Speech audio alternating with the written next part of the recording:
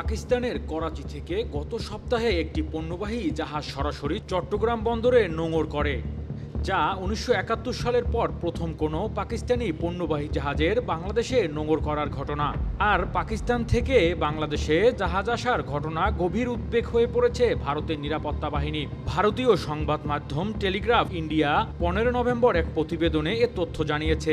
এতে বলা হয়েছে, ভারতের পূর্ব পশ্চিমাঞ্চলের দুই প্রতিবেশী দেশের মধ্যে সরাসরি সামুদ্রিক সংযোগ ভারতের উত্তর পূর্বাঞ্চলীয় রাজ্যগুলোতে সেভেন সিস্টার সম্ভাব্য স্থিরতা তৈরির কাজে ব্যবহার করা হতে পারে, কারণ বাংলাদেশ সীমান্তের খুব কাছে এই রাজ্যগুলো অবস্থিত।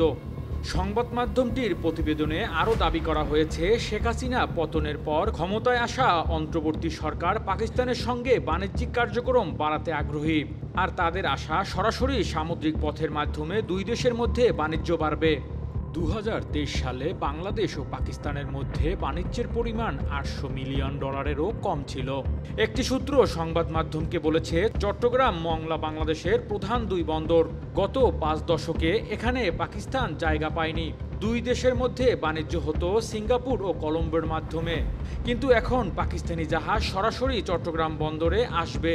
আপনি বলতে পারেন না পাকিস্তান থেকে চট্টগ্রামে নিষিদ্ধ জিনিস অস্ত্র আসবে না, আর সেগুলো সশস্ত্র গোষ্ঠীর হাতে যাবে না। ২০০৪ সালের অস্ত্র উদ্ধারের উল্লেখ করে দাবি করেন, পাকিস্তানের গোয়েন্দা সংস্থা ট্রলারে করে আসামের বিচ্ছিন্নবাদী দল উলফার জন্য ১৫০০ চাইনিজ অস্ত্র পাঠিয়েছিল, কিন্তু সেগুলো উলফার হাতে যাওয়ার আগেই জব্দ করা হয়।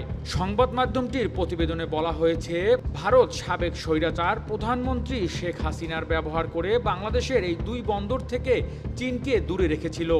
ভারতীয় নিরাপত্তা বাহিনীর একটি সূত্র বলছেন, গত বছর মংলা পোর্টের টার্মিনালে পরিচালনার দায়িত্ব পেয়ে চীনের উপর একটি কৌশলগত জয় পেয়েছিল ভারত, কিন্তু এখন পাকিস্তান চট্টগ্রাম বন্দর ব্যবহারের সুযোগ পেয়েছে। এই বিষয়টি অবশ্যই এই অঞ্চলের ভূ রাজনীতির উপর প্রভাব ফেলবে, কারণ মিয়ানমারও চট্টগ্রামের খুব কাছে। সূত্রটি বলছেন, যেহেতু মিয়ানমার এখন টালমাটাল অবস্থায় আছে, তাই এমনিতেই তারা উদ্বেগ। তাদের শঙ্কা, মিয়ানমার থেকে ভারতে অবৈধ অনুপ্রবেশ এবং মাদক কারবারই বেড়ে যেতে পারে।